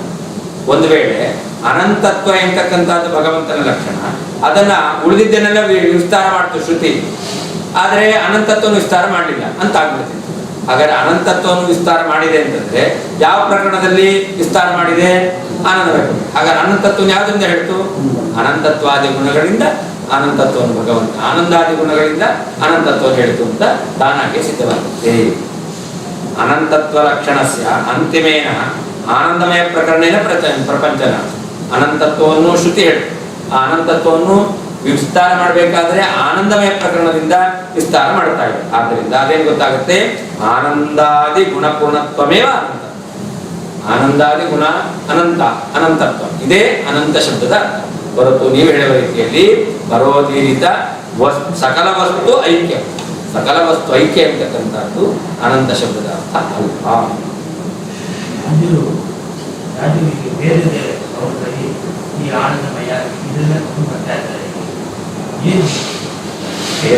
ಸತ್ಯಂ ಜ್ಞಾನಂ ಅನಂತಂ ಭೇದವನ್ನು ಹೇಳುವಂತ ಪ್ರಕಾರ ಇದು ಭೇದ ಸರ್ವಸ್ವ. ಆದರೆ ಅವರು ಅನಂತಂ ಶಬ್ದದಿಂದ ಅಭೇದವನ್ನು ಹೇಳಿದರು. ಅನಂತಂ ಶಬ್ದದ ಅರ್ಥ ಏನು? ಶ್ರುತಿಯೇ ವ್ಯಾಖ್ಯಾನ ಮಾಡ್ಕೊಂಡು ಬಂದಿದೆ. ನಾವು ಅನಂತ ಶಬ್ದಕ್ಕೆ ಗುಣತಃ ಅನಂತ ಅಂತ ಅರ್ಥ ಮಾಡಿದ್ವಿ. ಅವರು ವಸ್ತುತಃ ಅನಂತ. ವಸ್ತುತಃ ಅಂದ್ರೆ ವಸ್ತು ಅಭೇದ. ಆ ವಸ್ತು ಅಭೇದ ಅಲ್ಲ, ಅನಂತತ್ವವನ್ನು ಗುಣಪೂರ್ಣತ್ವೇನ ನಾವು ಆನಂದಾದಿ ಗುಣಪೂರ್ಣ ಅಂತ ಅರ್ಥ ಮಾಡಬೇಕು. ಹಾಗಾದ್ರೆ ಅನಂತತ್ವ ಕೂಡ ಜೀವ ಪರಮಾತ್ಮರಿಗೆ ಭೇದವನ್ನೇ ಹೇಳಿದೆ, ಅಭೇದವನ್ನು ಹೇಳಲಿಲ್ಲ. ಭೇದ ಸರ್ವಸ್ವಕ್ಕೆ ಇದು ಸಂಗತವೇ ಆಗಿದೆ. ಆನಂದಾದಿ ಗುಣಪೂರ್ಣತ್ವಮೇವ ಅನಂತತ್ವ ನ ಪರೋದೀರಿತ ಸಕಲ ವಸ್ತು ಐಕ್ಯಂ. ಸಕಲ ವಸ್ತು ಅಭೇದ ಅದು ಅನಂತ ಶಬ್ದದ ಅರ್ಥ ಸರಿ.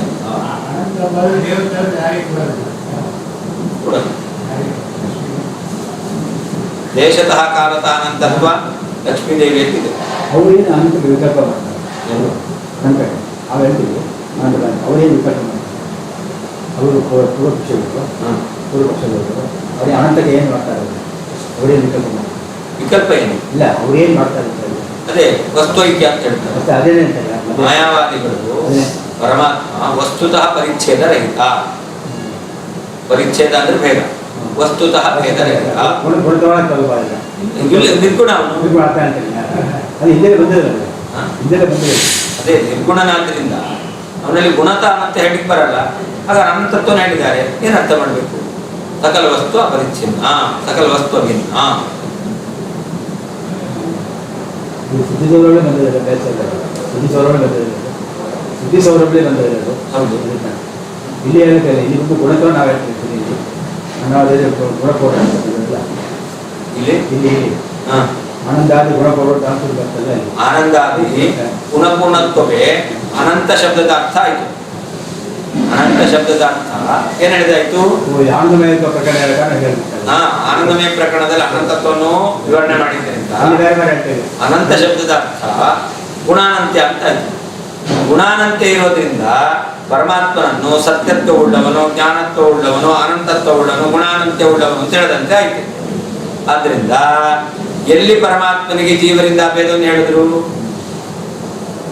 ಅಭೇದವನ್ನು ಹೇಳಿಲ್ಲ, ಭೇದವನ್ನು ಹೇಳಿದಂತೆ ಆಯ್ತು. ಉಕ್ತ ಪ್ರಪಂಚನ ಪ್ರಕರಣ ಅಸಂಗತತ್ವ. ಒಂದು ವೇಳೆ ವಸ್ತು ಅಭೇದವನ್ನು ಹೇಳಿಬಿಟ್ರೆ ಹಿಂದೆ ಹೇಳಿರ್ತಕ್ಕಂತಹ ಏನು ವಿಸ್ತಾರ ಮಾಡ್ತಾ ಇದ್ದಾರೆ ಅದಕ್ಕೆ ಇದಕ್ಕೂ ಸಂಬಂಧ ಇಲ್ಲ ಅಂತ ಆಯ್ತು. ಸತ್ಯ ಶಬ್ದದಿಂದ ಸೃಷ್ಟಿಯಾದೇನೋ ವಿವರಣೆ ಮಾಡುತ್ತೆ. ಅನ್ನಮಯ ಅಂತ ಶಬ್ದ ಏನೋ ಪ್ರಾಣಮಯ ಶಬ್ದದಿಂದ ಅಲ್ಲ, ಆತ್ಮನ ಆಕಾಶ ಸಂಭೂತ. ಹಾಗೆ ಸತ್ಯ ಶಬ್ದದಿಂದ ಉಕ್ತವಾದ ಜೀವನ ಪ್ರದತ್ವವನ್ನು ಪ್ರಾಣಮಯದಿಂದ ಹೇಳುತ್ತೆ.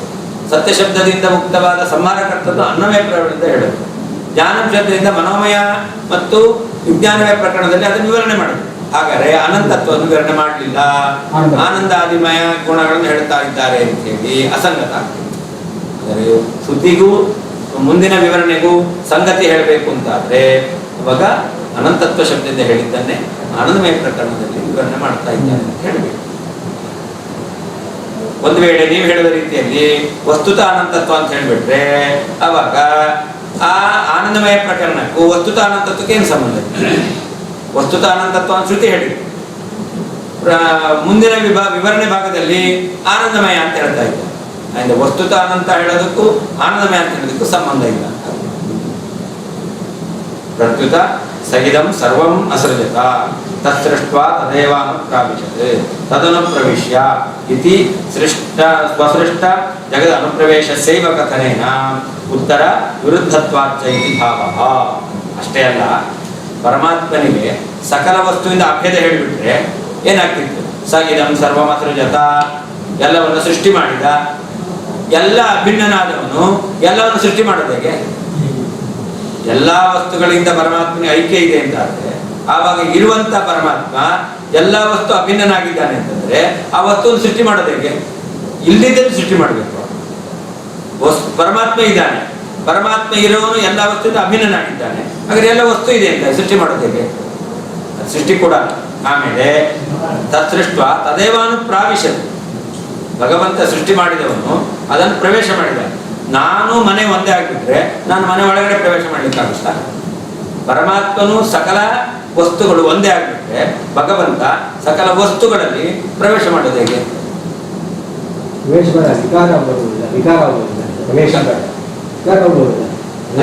ಅಲ್ಲಿ ತದೇವಾನು ಪ್ರಾವಿಶತ್ ಅಂತಿದೆ. ತತ್ಸೃಷ್ಟ್ವಾ ತದೇವಾನು ಪ್ರಾವಿಶತ್ ತದನು ಪ್ರವಿಶ್ಯ ಅಂತಿದೆ. ಶ್ರುತಿವಾಕ್ಯ, ತೈತಿರೋಪನಿಷತ್ತಿನ ವಾಕ್ಯ. ಅದೇ ಮುಂದೆ ಬರತಕ್ಕಂಥದ್ದು. ಹಿಂದಿನ ವಾಕ್ಯಗಳು ಬಂದ ಆದ್ಮೇಲೆ ಮುಗಿದು ಮುಂದೆ ಬರತಕ್ಕಂಥ ವಾಕ್ಯ ಇದು. ಆದ್ದರಿಂದ ಭಗವಂತ ಅವುಗಳಲ್ಲಿ ಪ್ರವೇಶ ಮಾಡಿದ. ಒಂದು ವೇಳೆ ಭಗವಂತನು ಸಕಲ ಪದಾರ್ಥಗಳು ಒಂದೇ ತಾಗ್ಬಿಟ್ರೆ ಭಗವಂತ ಎಲ್ಲ ಪದಾರ್ಥಗಳನ್ನು ಸೃಷ್ಟಿ ಮಾಡೋದು ಹೇಗೆ? ಸೃಷ್ಟವಾದ ಪದಾರ್ಥಗಳಿಗೆ ಪ್ರವೇಶ ಮಾಡೋದು ಹೇಗೆ? ನಾನೇ ಮನೆ ಆಗಿಬಿಟ್ರೆ ನಾನು ಮನೆ ಪ್ರವೇಶ ಮಾಡದೆ ಆಗುತ್ತಾ? ನಾನು ಬೇರೆ ಮನೆ ಆಗಿದ್ದೆ, ಬೇರೆ ಆಗಿದ್ದರೆ ಮನೆ ಬೇರೆ ಆಗಿದೆ, ನಾನು ಮನೆಯಲ್ಲಿ ಪ್ರವೇಶ ಮಾಡಿದೆ ಅಂತ ಹೇಳ್ಬೋದು. ನಾನು ಮನೆ ಒಂದೇ ಆಗಿಬಿಟ್ರೆ ನಾನು ಮನೆ ಪ್ರವೇಶ ಮಾಡಿದೆ ಹೇಗೆ? ಈ ವಿರುದ್ಧವೂ ಆಗುತ್ತೆ. ಭಗವಂತನಿಗೆ ಒಂದು ವೇಳೆ ಅನಂತತ್ವ ಶಬ್ದದಿಂದ ಶ್ರುತಿಯು ಸಕಲ ವಸ್ತು ಭೇದವನ್ನು ಹೇಳಿದೆ ಅಂತ ಅರ್ಥ ಮಾಡಿಬಿಟ್ರೆ ಮುಂದಿನ ಪ್ರಕರಣಕ್ಕೆ ಒಂದು ಅಸಂಗತಿಯನ್ನು ಹೇಳಿದ್ರು, ಇನ್ನೊಂದು ವಿರೋಧವೂ ಇದೆ. ಅಸಂಗತಿ ಯಾಕೆ? ಅನಂತತ್ವ ಅಂತ ಹೇಳಿದ್ದು ಅದ್ರ ವಿವರಣೆ ಮಾಡಲೇ ಇಲ್ಲ. ಆನಂದಮಯ ಅಂತ ಹೇಳ್ತಕ್ಕಂಥದ್ದು ಆನಂದಮಯನ ಹೇಳಲಿಲ್ಲ, ಆನಂದಮಯನನ್ನು ಇಲ್ಲಿ ನಿರೂಪಣೆ ಮಾಡಿದ ಅಂತ ಅಸಂಗತ ಅಂತ. ವಿರುದ್ಧ ಅಭೇದ ಇದೆ ಬಿಟ್ರೆ ಸೃಷ್ಟಿ ಕೂಡಲ್ಲ, ಪ್ರವೇಶವೂ ಕೂಡಲ್ಲ. ಅದರಿಂದಾಗಿ ಅಸಂಗತಿಯೂ ಇದೆ, ವಿರುದ್ಧವೂ ಇದೆ, ವಿರೋಧವೂ ಇದೆ. ಅದರಿಂದ ಅನಂತತ್ವ ನಾಮ ಸಕಲ ವಸ್ತು ಅಭೇದ ಅಂತ ಅರ್ಥ ಮಾಡಬಾರದು. ನಾವು ಹೇಳಿದ್ರೆ ಗುಣತಃ, ನಾವು ಹೇಳಿದ ಹಾಗೆ ಗುಣತಃ ಅನಂತ ಅಂತಾನೆ ಅರ್ಥ ಮಾಡಬೇಕು.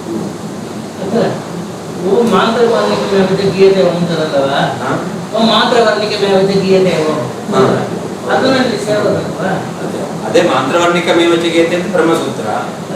ಅಲ್ಲಿ ಸತ್ಯಜ್ಞಾನವನಂತ ಬ್ರಹ್ಮ ಅಂತ ಹೇಳಿದ್ದಾರೆ.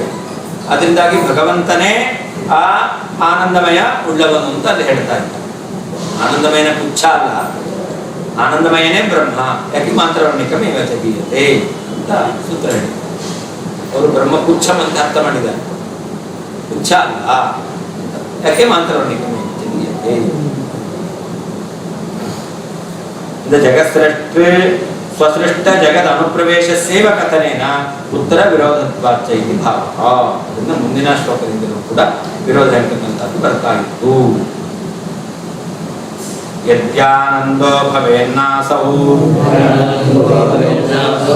ಕಥಂ ಸೃಜ್ಯಂ ಸೃಜೇದ್ಯಃ ಶ್ರುತ್ಯುಕ್ತಂ ಸಾ ಜಗೌ ಸೃಷ್ಟ್ಯೈ ಪೂರ್ಣಾನಂದಾಕ್ಷಲಕ್ಷಣಂ. ಸರಿ, ಅವರಿಗೆ ಅಸಂಗತಿ ಅಂತ ಹೇಳಿದೆವು, ವಸ್ತು ಅನಂತತ್ವವನ್ನು ಹೇಳಿದ್ದು. ಆನಂದಮಯ ಪ್ರಕರಣದಲ್ಲಿ ಅವನು ಆನಂದಪೂರ್ಣ ಅಂತ ಹೇಳ್ತಾ ಇದ್ದಾರೆ. ಒಂದಕ್ಕೂ ಒಂದಕ್ಕೂ ಸಂಬಂಧ ಇಲ್ಲ, ಅಸಂಗತ ಅಂತ ಆಯ್ತು. ಸರಿ, ನಿಮ್ಮ ಪ್ರಕಾರ ಅವರು ಆನಂದಮಯತ್ವವನ್ನು ಹೇಳಿದ್ದು ಸಂಗತಿ ಆಗೋದು ಹೇಗೆ? ಸಂಗತ ಆಗೋದು ಹೇಗೆ? ಆನಂದಮಯ ಪ್ರಕರಣದಲ್ಲಿ ಭಗವಂತ ಆನಂದಪೂರ್ಣ ಅಂತ ಹೇಳ್ತಾ ಇದ್ದಾರೆ. ಆನಂದಪೂರ್ಣ ಅಂತ ಹೇಳೋದು ಸತ್ಯಂ ಜ್ಞಾನವನಂತಂ ಬ್ರಹ್ಮ ಅಂತ ಹೇಳೋದಕ್ಕೂ, ಅನಂತತ್ವವನ್ನು ಹೇಳಿದ್ದಕ್ಕೂ, ಆನಂದಮಯವನ್ನು ಅಂತ ಹೇಳೋದಕ್ಕೂ, ಅಲ್ಲಿ ಹೇಳಿದ ಅನಂತತ್ವ. ಅದಕ್ಕೆ ನೀವೇ ಆನಂದಮಯ ಪ್ರಕರಣದಿಂದ ಅನಂತತ್ವವನ್ನು ಹೇಳ್ತಾ ಇದ್ದಾರೆ ಅಂತ. ಆನಂದಮಯತ್ವ ಶ್ರುತಿ ಯಾಕೆ ಹೇಳ್ತು? ಅನಂತತ್ವ ಅಂತಾನೆ ಹೇಳ್ಬೇಕು. ಆನಂದಮಯತ್ವವನ್ನು ಯಾಕೆ ಹೇಳ್ತು ಅಂತಂದ್ರೆ ಭಗವಂತ ಸೃಷ್ಟಿ ಮಾಡ್ತಾ ಇದ್ದಾನೆ ಅಂತ ಹೇಳಿದ್ರಿಂದ ಅವನ ಆನಂದಮಯ ಅಂತ ಉಕ್ತವಾಯಿತು. ಯಾಕೆ ಅಂತಂದ್ರೆ ಶ್ರುತಿ ಹೇಳುತ್ತೆ, ಕೋಖ್ಯೇವಾನ್ಯಾತ್ ಪ್ರಾಣ್ಯಾತ್ ಯದೇಶ ಆಕಾಶ ಆನಂದೋ ನ ಸ್ಯಾತ್. ಇವತ್ತೇನಾದ್ರೂ ನಾನು ಪಾಠ ಹೇಳ್ತಾ ಇದ್ದೇನೆ, ನೀವು ಪಾಠ ಕೇಳ್ತೀರಾ ಅಂತಂದ್ರೆ ತುಂಬಾ ದುಃಖ ಇರಬಾರ್ದು. ನಾರ್ಮಲ್ ಏನಾದ್ರು ಇದ್ದೇ ಇರುತ್ತೆ, ಅದನ್ನೇನ್ ಮಾಡ್ಲಿಕ್ಕಾಗಲ್ಲ. BP ಶುಗರ್ ಇದ್ದಾಗ ಹೈ ಆಯ್ತು ಅಂತಂದ್ರೆ ಮಾತ್ರ ಅವಾಗ ಅದ್ರ ಬಗ್ಗೆ ನಾವು ಜಾಗ್ರತೆ ವಹಿಸ್ಬೇಕಾಗುತ್ತೆ. ಹಾಗೆ ಇವತ್ತು ನಾವೇನಾದ್ರೂ ವ್ಯಾಪಾರ ಮಾಡ್ತಾ ಇದ್ದೇವೆ ಅಂತಂದ್ರೆ ಮಾಮೂಲಿರೋ ದುಃಖ ಅದು ಬಿಟ್ಬಿಡ್ರಿ, ವಿಶೇಷವಾದ ದುಃಖ ಇಲ್ಲ ಅಂತ ಅರ್ಥ. ಅಂದ್ರೆ ನಮಗೆ ಆನಂದ ಇದೆ ಅಂತ. ಯಾವ ಜೀವ ಏನಾದ್ರೂ ಒಂದು ವ್ಯಾಪಾರ ಮಾಡ್ತಾನೆ ಅಂತಂದ್ರೆ ಸಣ್ಣ ಸಣ್ಣದೇ ವ್ಯಾಪಾರ ಮಾಡೋದವನು, ಅವ್ನು ಮಾಡ್ತಕ್ಕಂಥ ಚೇಷ್ಟೆ ಅವನಿಗೆ ಆನಂದ ಇದ್ರೆ ಮಾಡ್ತಾನೆ, ಇಲ್ಲ ಅಂದ್ರೆ ಸುಮ್ಮನೆ ಕೂತಿರ್ತಾನೆ. ಯಾಕೆಂದ್ರೆ ಬೇಜಾರು, ಏನು ಮಾಡ್ಲಿಕ್ಕೆ ಇಷ್ಟ ಇಲ್ಲ, ಊಟನೂ ಮಾಡಲ್ಲ ಬೇಜಾರು ಅಂತಂದ್ರೆ. ಯಾಕೆ ಅಂತಂದ್ರೆ ಬೇಜಾರು. ಯಾಕೆ ಸುಮ್ಮನೆ ಕೂತಿದ್ದಾನೆ ಹೇಳ್ತಾರೆ ಬೇಜಾರು. ಬೇಜಾರು ದುಃಖ ಅಂತ ಅರ್ಥ. ಹಾಗಾದ್ರೆ ಸುಮ್ಮನೆ ಕೂತ್ಕೊಂಡಿದ್ದಾನೆ ಅಂತಂದ್ರೆ ದುಃಖ ಇದೆ ಅಂತ ಅರ್ಥ. ಏನಾದ್ರೂ ಮಾಡ್ತಾ ಇದ್ದಾನೆ ಅಂತಂದ್ರೆ ದುಃಖ ಇಲ್ಲ ಅಂತ ಅರ್ಥ. ದೇವರು ಯಾವಾಗ್ಲೂ ಎಲ್ಲವನ್ನು ಮಾಡ್ತಾ ಇದ್ರೆ ಏನಾಗಬೇಕು? ಆನಂದಪೂರ್ಣನೇ ಆಗ್ಬೇಕು. ಹಾಗಾದ್ರೆ ಸೃಷ್ಟಿಕರ್ತೃತ್ವವನ್ನು ಹೇಳಿದ್ರು. ಸೃಷ್ಟಿಕರ್ತ ಯಾಕೆ ಅಂತಂದ್ರೆ ಆನಂದಪೂರ್ಣ. ಆನಂದಪೂರ್ಣನಾದ್ರೆ ಆಮೇಲೆ ಸೃಷ್ಟಿಕರ್ತೃತ್ವ ಕೊಡುತ್ತೆ ಅಂತ ಭಗವಂತನು ಸೃಷ್ಟಿಕರ್ತನಾಗಿದ್ದಾನೆ ಅನ್ನೋದನ್ನ ಉಪಪಾದನೆ ಮಾಡ್ಲಿಕ್ಕೋಸ್ಕರ ಮುಂದೆ ಆನಂದಮಯ ಪ್ರಕರಣ ಅಂತಕ್ಕಂಥದ್ದು ಹೊರಟಿದೆ. ಯಾಕೆ? ಆನಂದ ಇದ್ರೆ ವ್ಯಾಪಾರ ಕೊಡುತ್ತೆ, ಆನಂದ ಇಲ್ಲ ಅಂತಂದ್ರೆ ವ್ಯಾಪಾರ ಕೊಡಲ್ಲ. ಉದಾಹರಣೆ ನಾವೇ. ಯಾಕೆ ಸುಮ್ಮನೆ ಕೂತಿದೀಯಾ? ಬೇಜಾರು. ಹಾಗಾದ್ರೆ ಆನಂದ ಇಲ್ಲ, ಸುಮ್ಮನೆ ಕೂತಿದೆ. ಸ್ವಲ್ಪ ಆನಂದ ಇದ್ರೆ ಸ್ವಲ್ಪ ಚೇಷ್ಟೆ ಮಾಡ್ತೇವೆ, ಪೂರ್ಣ ಆನಂದ ಇದ್ರೆ ಪೂರ್ಣ ಚೇಷ್ಟೆ ಅಂತ. ಹೀಗೆ ಭಗವಂತನು ಎಲ್ಲ ವ್ಯಾಪಾರ, ಎಲ್ಲ ಜಗತ್ತಿನ ಸೃಷ್ಟಿ ಮಾಡುವವನು ಆನಂದಪೂರ್ಣನಾಗಿದ್ದಾನೆ ಅಂತ ಸಂಗತಿ ಇದೆ ಹೇಳ್ತಾರೆ. ಯದಿ ಒಂದು ವೇಳೆ ಅಸೌ ಈ ಪರಮಾತ್ಮನು ಆನಂದ ನ ಭವೇತ್, ಆನಂದಪೂರ್ಣನಾಗಲಿಲ್ಲ ಅಂತಾದ್ರೆ ಸೃಜ್ಯಂ ಸೃಷ್ಟಿ ಮಾಡಬೇಕಾದ ವಸ್ತುಗಳನ್ನು ಕಥಂ ಸೃಜೇತ್, ಹೇಗೆ ಸೃಷ್ಟಿ ಮಾಡಿಯಾನು? ಸೃಷ್ಟಿ ಮಾಡ್ತಾ ಇರಲಿಲ್ಲ. ಈ ರೀತಿಯಲ್ಲಿ ಶ್ರುತ್ಯುಕ್ತಂ ಕೃತಿಯಲ್ಲಿ ಹೇಳಲ್ಪಟ್ಟಂತಹ ಪೂರ್ಣಾನಂದಾಖ್ಯ ಲಕ್ಷಣಂ, ಪೂರ್ಣವಾದ ಆನಂದ ಉಳ್ಳವನು, ಪೂರ್ಣಾನಂದ ಸ್ವರೂಪವಾದ ಲಕ್ಷಣವನ್ನು ಸೃಷ್ಟಿಯ ಉದ್ದೇಶದಿಂದಲೇನೆ ಆ ಶ್ರುತಿಯು ಜಗವು ಹೇಳಿದೆ. ಇದು ಒಂದು ವೇಳೆ ಅಸೌ ಈ ಪರಮಾತ್ಮನು ಆನಂದ ನ ಭವೇತ್, ಆನಂದ ಪೂರ್ಣ ಆಗಲಿಲ್ಲ ಅಂತಾದ್ರೆ ಸೃಜ್ಯಂ ಸೃಷ್ಟಿ ಮಾಡಬೇಕಾದಂತಹ ಪದಾರ್ಥಗಳನ್ನು ಕಥಂ ಹೇಗೆ ಸೃಜೇ ಸೃಷ್ಟಿ ಮಾಡಿಯಾನು ಈ ರೀತಿಯಾಗಿ ಶ್ರುತ್ಯುಕ್ತಂ ಶ್ರುತಿಯಲ್ಲಿ ಹೇಳಲ್ಪಟ್ಟಂತಹ ಪೂರ್ಣಾನಂದಾಖ್ಯ ಲಕ್ಷಣಂ, ಪೂರ್ಣಾನಂದತ್ವ ರೂಪವಾದಂತಹ ಲಕ್ಷಣವನ್ನು ಸೃಷ್ಟಿ ಉದ್ದೇಶದಿಂದ ಆ ಶ್ರುತಿಯು ಜಗವು ಹೇಳಿದೆ. ಅಸ್ಯಾಪಿ ಲಕ್ಷಣಸ್ಯ ಪ್ರಾಥಮಿಕ ಲಕ್ಷಣ ಸಂಗತಿ ಶ್ರುತ್ಯಾ ಏವ. ಈ ಆನಂದ ಪೂರ್ಣತ್ವ ಎಂಬತಕ್ಕಂಥ ಲಕ್ಷಣಕ್ಕೂ ಶ್ರುತಿ ಹೇಳಿರ್ತಕ್ಕಂತಹ ಸತ್ಯ ಶಬ್ದದಿಂದ ಉಕ್ತವಾದಂತಹ ಯಾವ ಮೊದಲನೇ ಲಕ್ಷಣ ಸೃಷ್ಟಿಕರ್ತೃತ್ವ ರೂಪವಾದ ಲಕ್ಷಣ ಅದಕ್ಕೆ ಸಂಬಂಧ ಇದೆ ಅದನ್ನ ಹೇಳ್ತಾ ಇದ್ದಾರೆ. ಅರ್ಥತಃ ಸಂಗೃಹೀತಯ ಕೋಖ್ಯೇವಾನ್ಯ ಕಪ್ರಾಣ್ಯ ಯದೇಶ ಆಕಾಶ ಆನಂದೋ ನ ಸ್ಯಾದಿತಿ ಶ್ರುತ್ಯ. ಇವರು ಅರ್ಥ ಹೇಳಿದ್ದಾರೆ. ಏನಂತ?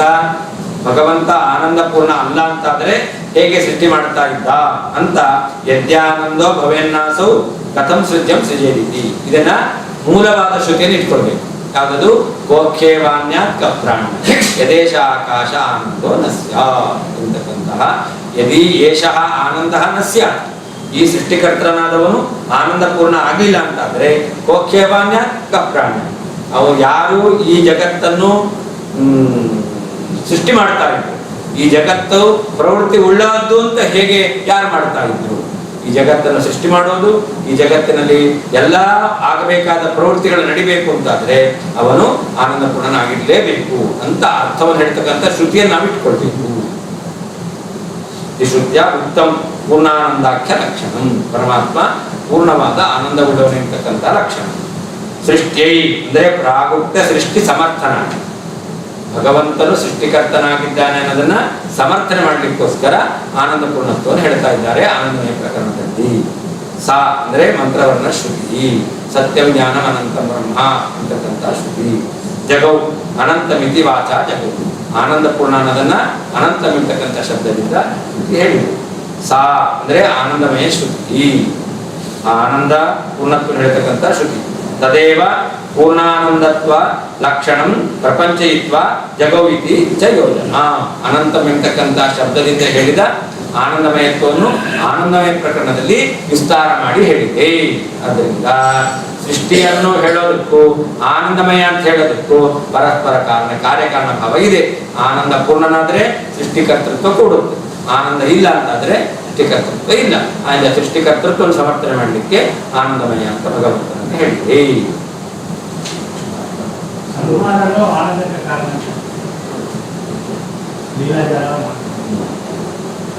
ಎರಡೂವರೆ ಜಗತ್ತು ಸಪ್ರೇಟ್ ಜಗವನ್ನು ಗೊತ್ತಿಲ್ಲ, ಜಗತ್ತಿನ ಧಾತು ಜಗವನ್ನದು ಧಾತು. ಗೈ ಶಬ್ದೆ ಹೇಳಿದ್ದಾರೆ. ಎರಡೂವರೆ